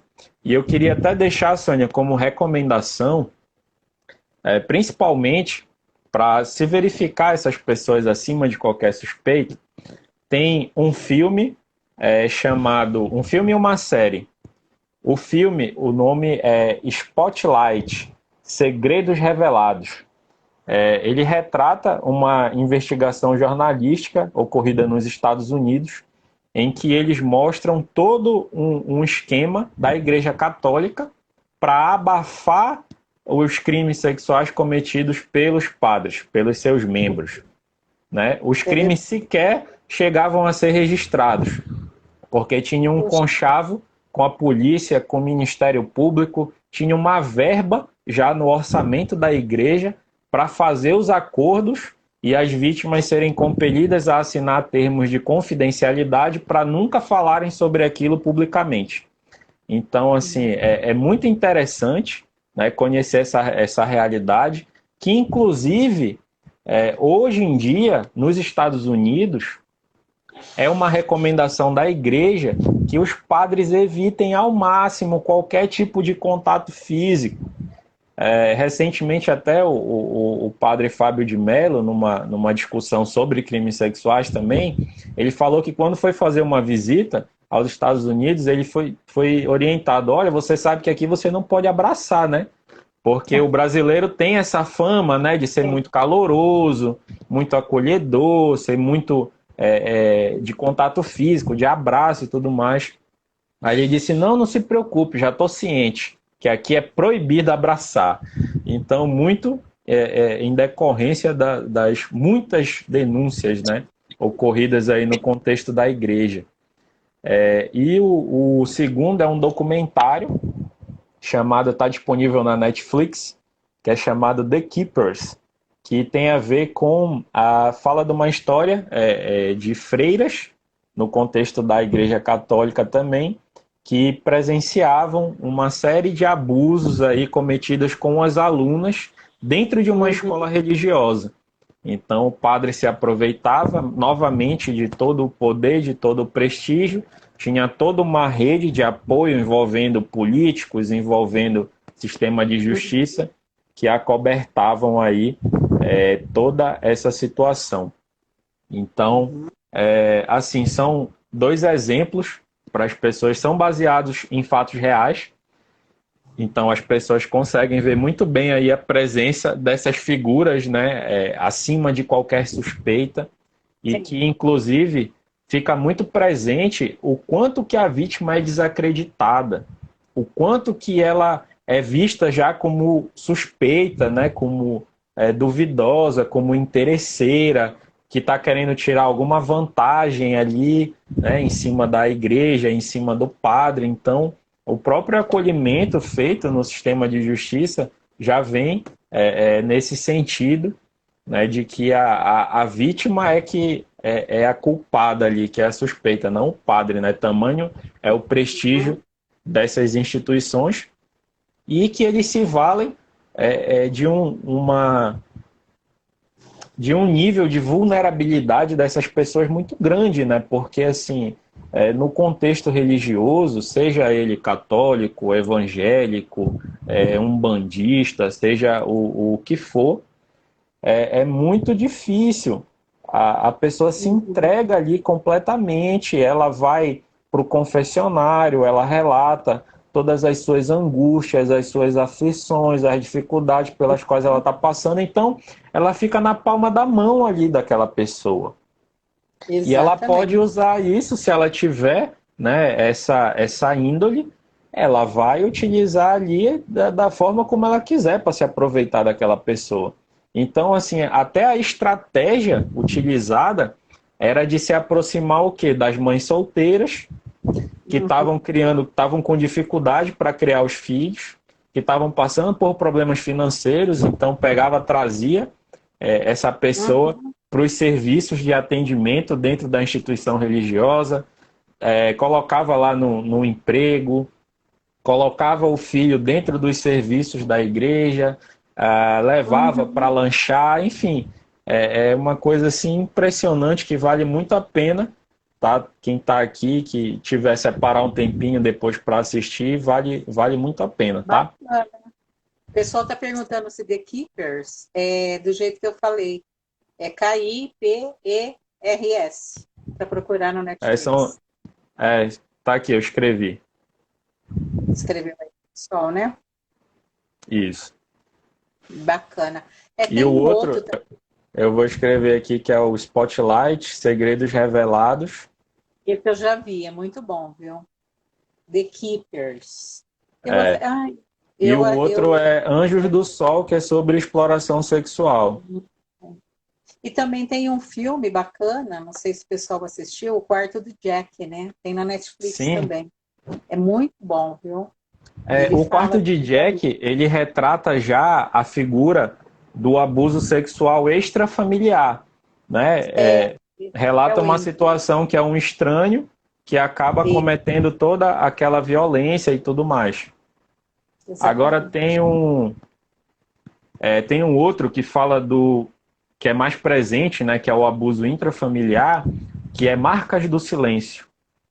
Então, Ah, esse é bom. quem quiser tá no YouTube disponível, é um filme antigo, mas ele é muito atual ainda, que mostra a mãe solteira que começa um novo relacionamento e como que essa pessoa se aproveita desse relacionamento para poder abusar sexualmente da criança. Uhum. Tem, Sônia, tem também. Oi. só para a gente já chegar na parte da denúncia, né, que eu acabei falando demais, queria só citar os artigos aqui do ECA para as Vamos pessoas lá. anotarem, né? O É, 240, aham. que fala novamente sobre produzir, reproduzir, dirigir, fotografar, filmar qualquer cena de sexo explícito ou pornográfico envolvendo criança ou adolescente. Então, a pessoa que faz um filme, um vídeo, alguma coisa assim, a criança sensualizando, alguma coisa nesse sentido, se enquadra nesse artigo. E eu acabei não falando a pena dos anteriores, né, mas a desse aqui é de 4 a 8 anos de prisão. Então parece uma coisa boba, né? Fazer um É, vídeo, mas olha a pena, né? ela é bem fortalecida, né? Pois é. É O porque outro artigo é o 241, que aham. fala de vender ou expor à venda vídeo ou registro que contenha cena de sexo. Então aqui já é a comercialização desse material, que é uma rede muito forte também, né? Que a pena é de 4 a 8 anos também. O próximo é o 241A, que fala de oferecer, trocar, disponibilizar, transmitir, distribuir, publicar ou divulgar por qualquer meio vídeo ou registro que contenha cena de sexo explícito envolvendo criança ou adolescente. Então aqui já é a distribuição, a própria oferta, né? Só o fato de eu te oferecer, eu já estou ali incorrendo nesse crime a pena de 3 a 6 anos. Exatamente. O próximo é o 241B, que fala de adquirir, possuir ou armazenar esse tipo de material. Então eu sempre brinco, né? Quem aí tem o download automático do WhatsApp ativado? Isso é um perigo muito grande. Porque olha só, é adquirir, possuir ou armazenar. Eu não preciso assistir, eu não preciso ter produzido. Armazenado já é crime. Só o fato de estar armazenado no meu celular. Então, se eu estou no download automático, estou num grupo desses aleatórios aí que as pessoas vão mandando essas coisas, só o fato de estar no meu celular, eu já estou cometendo um crime e estou sujeito a uma pena de 4 anos. Então, olha a gravidade disso aí, né? E como as pessoas não dão a devida importância. O próximo é o 241C, que fala de simular a participação de criança e adolescente em cena de sexo explícito, mesmo que por meio de adulteração, montagem ou modificação da fotografia. Então, se eu fizer uma montagem colocando o rosto da criança ali num vídeo que foi numa relação sexual de outras pessoas, eu também vou estar incorrendo aqui, sujeito a uma pena de 3 anos. O 241D fala de aliciar, assediar ou instigar por qualquer meio de comunicação criança com o fim de praticar com ela ato libidinoso. Então aqui é muito dessas abordagens, né, que tem nas salas de bate-papo, nos jogos online, né, desse assédio, do aliciamento dessa criança. E por último, o 244A, que tem a ver com submeter a criança à prostituição, novamente, ou à exploração sexual. Então, no próprio Estatuto da Criança e do Adolescente, no 244A, vem novamente essa expressão prostituição associada à criança e ao adolescente, e também como sinônimo de exploração sexual. Então, você vê que a própria legislação, tanto o Estatuto da Criança e do Adolescente quanto o Código Penal, eles possuem aí essas impropriedades técnicas, né? Exatamente. Está tendo bastante participação, o pessoal está socializando conosco alguns outros temas de filmes. Então, não sei se o pessoal que está assistindo consegue ler, mas passaram a Laura, não sei de onde ela é, passou Miss Violência, tá? Ela falou interessante, as marcas do destino. É isso, Laura, como Miss Violência. E o pessoal teve umas questões aqui que eu acho que somam.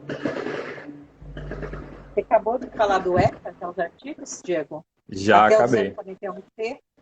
Então, Já. o pessoal já deve ter anotado. Tem uma questão aqui, eu acho que é mais uma reflexão, que uma amiga minha aí de Campinas, se não me engano, que fez, o enfrentamento da situação de exploração sexual, que a gente fala como ESCA, né? Aqui no Sudeste a gente fala muito do ESCA, principalmente em Campinas, que é a sigla. Coloca os profissionais em risco ou agravam ainda mais a violência contra essas vítimas. Então, acredito que ela trouxe essa contextualização no sentido da prática, né? Institucional, por exemplo, do CREAS, quando a gente vai fazer o acompanhamento. O CREAS acompanha as famílias, dentre outras, também sofrem a ESCA, ou tem, dentre os seus membros, alguém com essa violação de direitos tipificada. Então, realmente, o enfrentamento para o acompanhamento dos profissionais também é uma situação que a gente deve estar sempre revisitando e verificando quais estratégias, né, que nós vamos adotar exatamente para a gente atender de uma forma efetiva, mas também isso aí os profissionais que vão fazer a atuação ou a intervenção, costumo dizer assim. Perfeito. E eu acho que Sônia? falou que agrava a situação contra as vítimas, aí eu deixo para você também fazer alguma interlocução nisso. É, Sandra, essa foi a primeira parte aqui, né? Que olha só o quanto que. E assim, eu dei uma corrida aqui, porque é muita coisa, você né, para a gente é a ponta do discutir. iceberg, né? É a ponta do É, iceberg. Dá para fazer um mas módulo assim, 2. eu sempre procuro destinar a maior parte da minha fala para essa importância de conhecer os conceitos, de conhecer os crimes, porque assim, se essa primeira parte ela não for bem feita, eu não posso falar em como identificar os sinais que a criança está apresentando, muito menos em denunciar, né? Se a minha base conceitual ela não tiver bem construída. Então, por isso que a gente se deteve bastante aqui nessa parte. A segunda parte aqui da minha fala, e aqui eu já vou ser bem breve para a gente não se alongar muito, eu queria indicar alguns sinais, né, que crianças e adolescentes costumam apresentar, porque Legal, reforço, não é vem bom escrito reforçar. assim na testinha dela, assim, olha, foi vítima Foi de abusado. assédio, de aliciamento, foi vítima de estupro de vulnerável, não vem escrito. Então, assim, a pessoa vai receber os sinais, ela vai perceber as alterações de comportamento. Então, vamos destacar aqui, né, quais são os indicativos mais presentes que mostram que aquela criança ou adolescente pode estar sendo vítima de crimes sexuais. Então, algumas situações, os abusadores aproveitam muito do momento de higiene dessas vítimas para cometer os abusos. Então, a hora do banho, principalmente, a hora de trocar a roupa, né, eles aproveitam para manipular os órgãos sexuais, para fazer sexo oral. Então, é comum que as crianças elas comecem a apresentar um choro sem motivo aparente nessas horas, né, de tomar banho, de trocar de roupa. Às vezes está com muita sensibilidade ali na vagina, no ânus, no pênis, né, por conta Com da vermelhidão, manipulação. né? Está com Com inchaço, vermelhidão, com exato. inchaço. Às vezes o abusador ele também morde, né, durante a prática do sexo oral, ele morde, deixa marcas de mordidas ali. Então, são sinais assim muito fortes de que há presença de violência sexual ali naquele caso. Outra situação é a questão do sono. Muitos abusos eles acontecem quando, como eles na sua maioria ali entre 80% a 90%, eles acontecem dentro de casa. Então, assim, o abusador ele precisa criar condições para que ele fique a sós com aquela vítima. Então Sim. ele usa estratégias de, por exemplo, bora dar água pro cachorro, bora ver a plantinha lá no quintal, bora molhar a plantinha, bora ver a lua. Teve um caso muito assim que me chocou muito, que era o avô que abusava da criança. E a mãe chegava, sempre pela parte da noite, quando ela vinha do trabalho, ela pegava a criança na creche e parava na casa dos avós.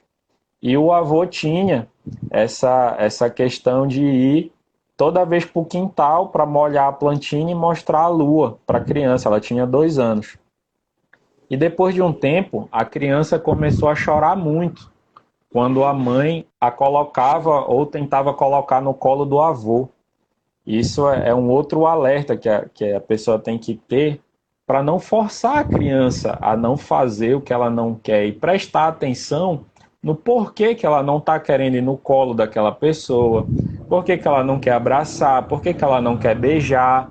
Né? Muitas famílias obrigam, inclusive na época do Natal, senta no colo do Papai Noel, né? E a criança chora, sai horrível na foto.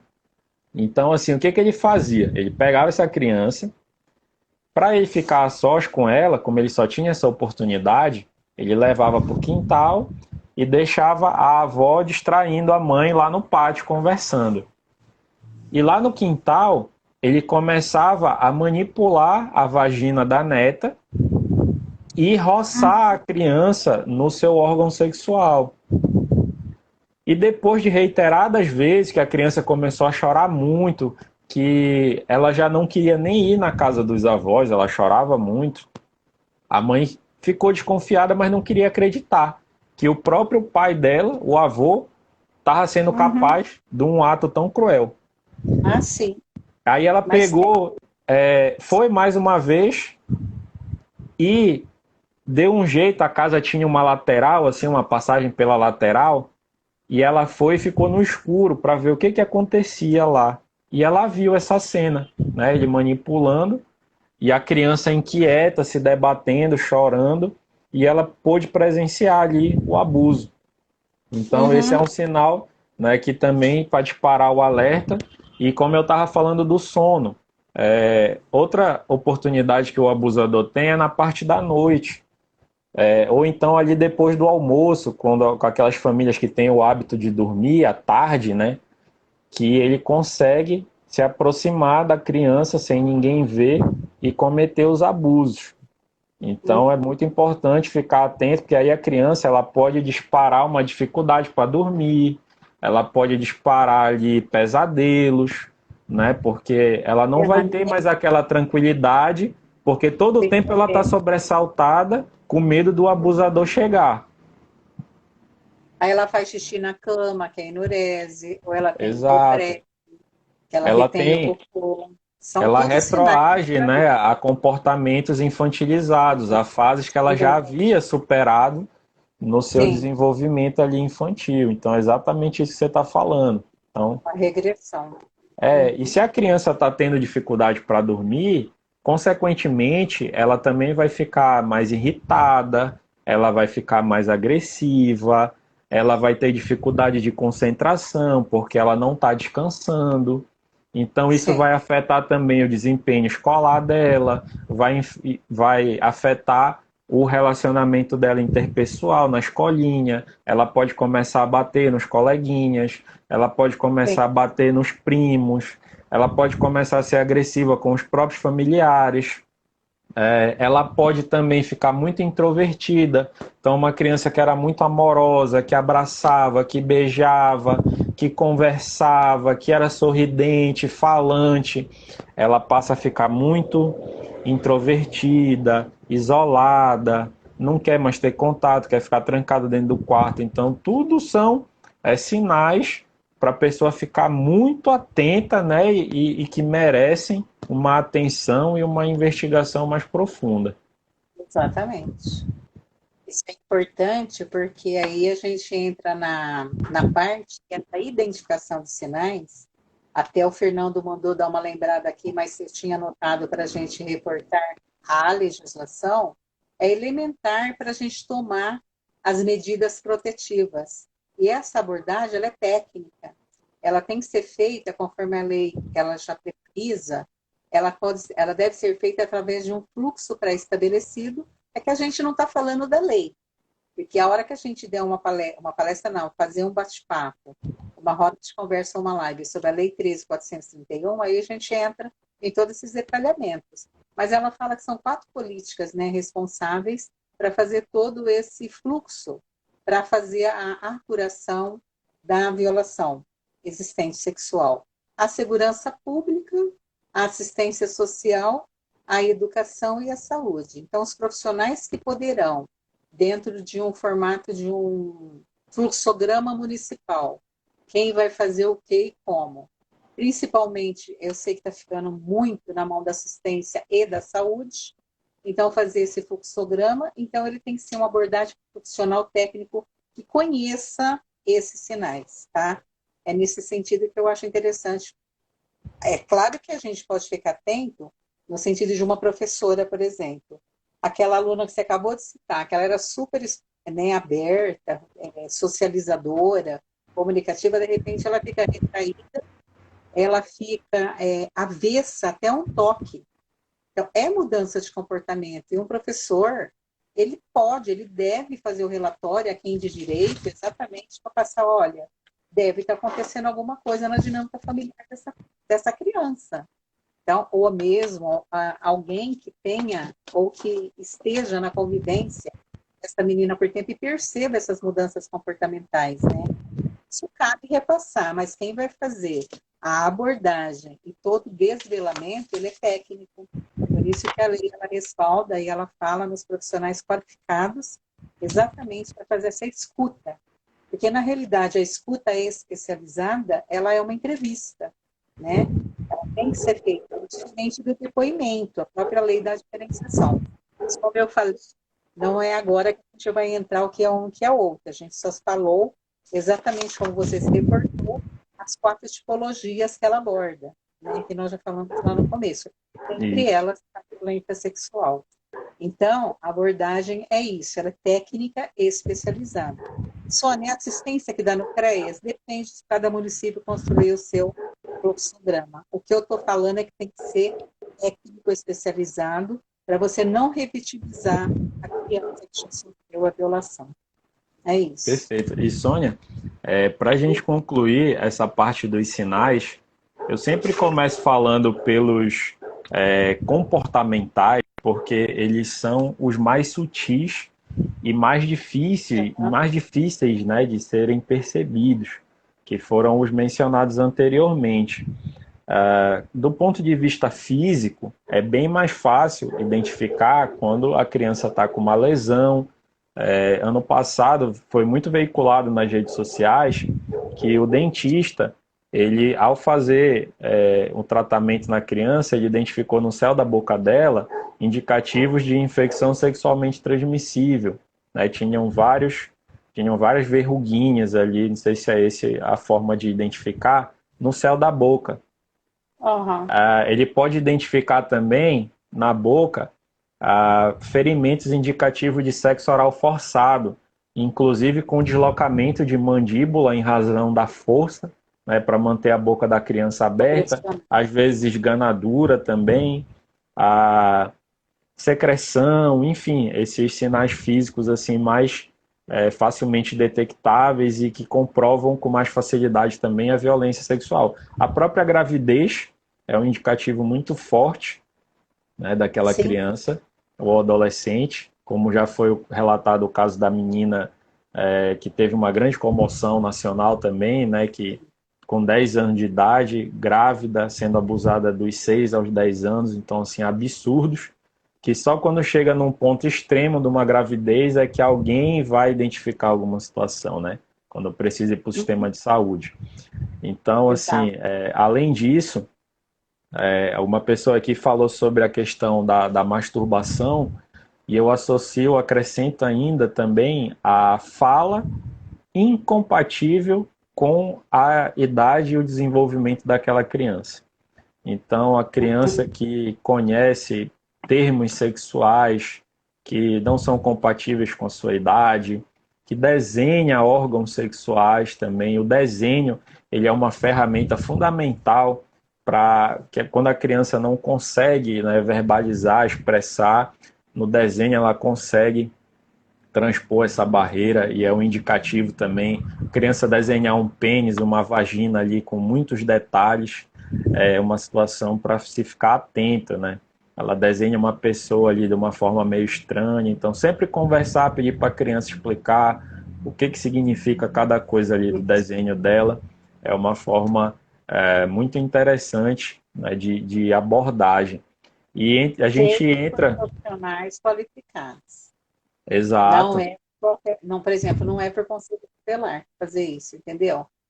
Não, tem que ser profissional que já está, ele tem que ser capacitado exatamente para exercer o que a escuta preconiza. Por isso que tem que ter uma capacitação dos atores envolvidos para fazer toda esse atendimento e acompanhamento aí da violência sexual quando socializado, não, quando é passado para a escuta do município fazer o atendimento, né? Eu só estou reforçando a tua fala, não é qualquer pessoa, tem que ter a tecnicidade, fazer a abordagem de forma correta, exatamente para não revitimizar. Agora, os sinais qualquer um pode perceber, mas ele tem que passar isso para quem de direito. Então, Exato. por exemplo, né, na escola, uma pessoa, um agente lá que está fazendo a comida, uma cozinheira, ela percebe, ela tem que passar para assistente social do local, né? Ou para uma psicóloga, ou seja, para alguém que vai tomar as providências técnicas aí É necessárias, por né? isso que Ah, no projeto a gente faz muito o estímulo, ações de estímulo à educação a partir da doação de kits escolares, porque essa permanência da criança na escola, o, o, o fato de ela estar se desenvolvendo intelectualmente, conhecendo as palavras, aprendendo a se expressar melhor, a interação social, tudo isso são ferramentas fundamentais aí na prevenção da violência sexual infanto-juvenil e também realizamos as oficinas, né? Inclusive a Sônia já ministrou oficina para gente, já participou do congresso. As pessoas que estão nos assistindo aí, se quiserem participar das oficinas, elas inclusive ficam gravadas no YouTube. São instrumentos de capacitação muito muito bacana. importantes, né? Que a gente fala sobre essas ferramentas, fala sobre os filmes. A gente já falou, inclusive, sobre um sinal também que é mais presente ali em adolescente, que é o abuso de substâncias, envolvendo álcool, drogas ou medicamentos. Então, às vezes Uhum. ali o sofrimento psíquico ele é tão intenso que a pessoa acaba buscando alternativas nessas substâncias, né, para aliviar um pouco a sua dor, a própria automutilação. Então, são esses Uhum. os sinais. E, Sônia, para a gente finalizar aqui, os canais de denúncia. Posso meter ficha? Manta a ficha, porque já são 8h30. Ah, É, passamos, mas tudo bem, está sendo, está muito enriquecedor. O então, pessoal está olha, perguntando, vai ficar salvo, tá? Aí alguma pergunta ou outra, depois que não der, que passou batido, gente, vocês podem me perguntar no privado que a gente socializa, tá? Vamos lá. Canais de denúncia.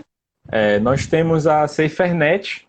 A SaferNet é um canal na internet, que a pessoa só basta digitar SAFERNET, SaferNet. E lá vai Fala ter de novo. Uhum. SAFERNET, Ah, tá. SaferNet. Sem internet, tá. Isso, que seria a Primeiro internet que. segura, né? Então a pessoa que identificar uma publicação nas redes sociais, uma página com imagens, vídeos, enfim, não façam campanha para derrubar a página, porque é muito fácil criar outra. Vocês têm que pegar aquilo ali e fazer a denúncia lá na SaferNet, que eles vão identificar o endereço IP da pessoa, vão procurar identificar quem foi que criou, de onde aquilo ali está sendo transmitida, para poder encaminhar para a polícia fazer os devidos procedimentos de responsabilização. Porque, assim, no senso comum, a gente se depara com uma página dessa, um desespero. Aí o pessoal começa, olha, denuncia, denuncia, denuncia, e derruba. Só que aí o cara vai criar outro, porque ele tem aquele material todo no computador dele salvo. Então, se Uhum, não fizer dessa forma, para ele ser responsabilizado, ele vai continuar fazendo. exatamente. Muito bacana isso. É, O o outro é o Disque próximo 100, né? Você vai falar tem do o Disque 100, que ele pode ser acionado por telefone e pelo site também. No agora tem site esse. você vai digitar, né, as informações que ele vai te solicitando lá. Tem gente que Uhum, reclama, porque é muito difícil fazer a denúncia, porque quer saber até a primeira escola que eu fiz, o maternal, a alfabetização. Você tem que entender o seguinte: a pessoa que vai receber isso e vai fazer a averiguação, ela não sabe e não viu o que você viu, né? Então, assim, ela precisa da maior quantidade de detalhes possível que você puder dar. Se você souber dar o nome das pessoas, o dia da semana que aquilo acontece, o horário, porque assim, tem situações que às vezes acontecem somente na sexta-feira à noite, que é quando a família bebe. Então, uhum. se você não dá esse detalhe e a investigação lá vai na segunda-feira de manhã, eles não vão conseguir identificar a situação de violência. Da mesma Isso. forma, tem endereços que eles são muito difíceis de serem acessados.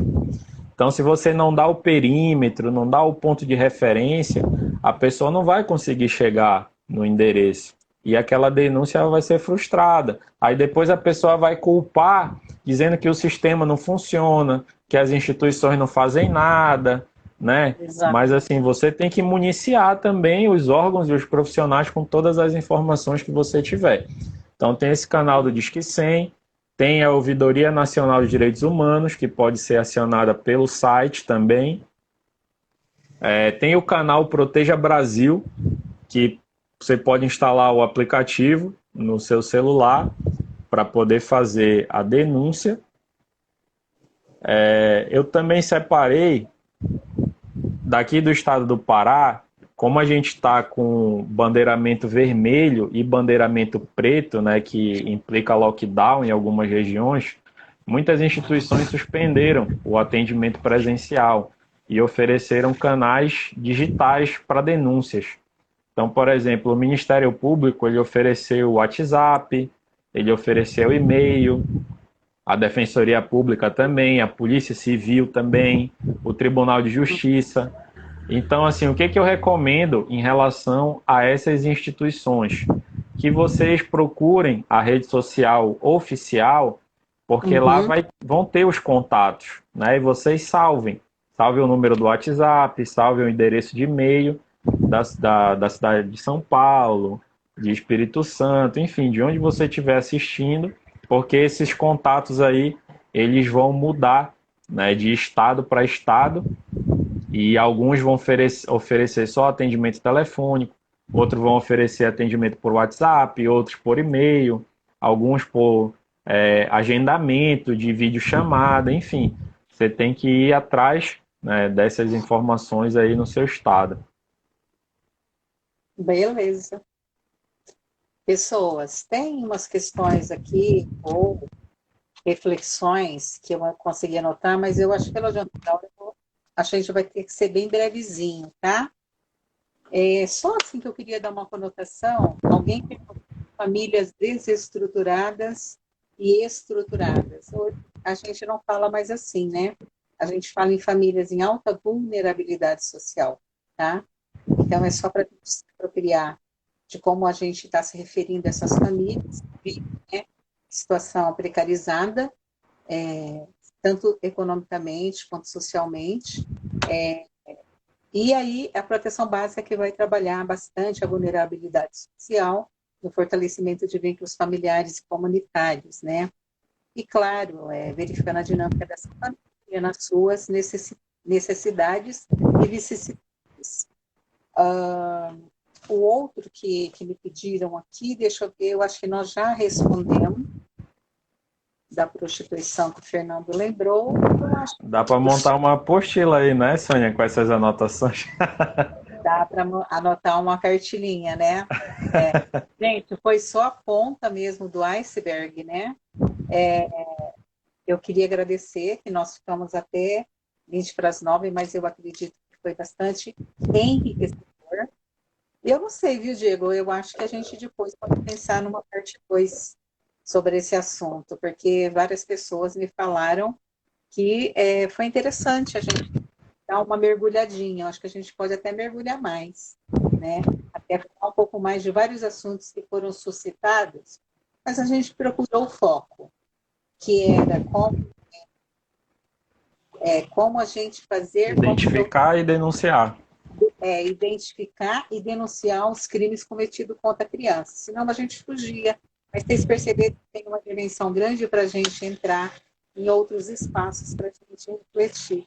Então, quem sabe a gente aí com o tempo do Diego, com a agenda dele mais liberada, a gente volta, tá bom?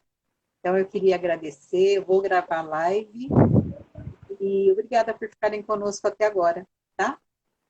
Então, Sônia, Diego, obrigado, viu, pelo espaço, e depois me manda também para eu disponibilizar lá na página do Futuro Brilhante. E quem quiser conhecer mais no Futuro Brilhante, a gente conversa só sobre violência sexual, a gente compartilha lá estratégias para prevenção, fazemos as nossas capacitações online também.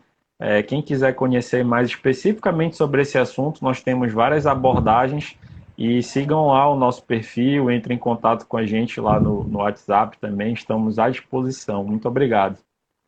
É o Insta que ele está citando é o Futuro Ponto Brilhante, tá? Para vocês Correto. conhecerem melhor. Se vocês quiserem também ficar conosco aqui, é o Bom Condicione, alguma pergunta que esteja necessitando, que não foi verificada a tempo, né, ou em tempo hábil. E eu vou passar a mensagem, porque a gente está no momento pandêmico e num momento difícil aí do nosso Brasil. E hoje eu dei uma mensagem para o Paulo Freire e eu falei, não, essa a gente tem que marcar a nossa live exatamente manter a esperança viva. O Paulo Freire que fala isso. No Brasil, atualmente, já é um ato revolucionário. Então, que sejamos revolucionários e que reforcemos a esperança de dias melhores e de vacina para todo mundo. Tá bom? É Então, Sônia? obrigada. Sônia, teve um rapaz aqui que perguntou sobre literatura, né, para formação, livros, É site, o Fernando artigos. Prata, meu amigo de São Paulo. É, no Futuro Brilhante, nós produzimos muito material. Nós temos a cartilha, o podcast, nós temos Bacana, gente. as Podem seguir. aventuras da Ribeirinha, que são histórias infantis que ajudam a trabalhar essas questões. Então, você pode acessar lá no nosso Instagram e também o site, né, o futurobrilhante.net.br. Lá você vai ter bastante material para estudar sobre o assunto, para se aprofundar, e sempre a gente está atualizando e tudo é voltado para essa temática dos crimes sexuais cometidos contra crianças e adolescentes. Isso. Então, manter a esperança viva, né, Fernando? Já é um ato revolucionário. Ele até escreveu aqui. Não é minha, hein? É do Paulo Freire. E, gente, muito obrigada. Foi um prazer estar aqui com vocês. Agradeço ao Diego. Foi muito rica a sua participação. Vai ficar gravado no IGTV. Aí depois você também pode acessar. E obrigada pela presença de tanta gente diferente, né, do Brasil. Umas pessoas especiais aqui conosco hoje, que nos agraciaram. Beijo às senhoras. Obrigada, até mais e até a Valeu, próxima. Sônia. Tá bom? Tchau. Tchau.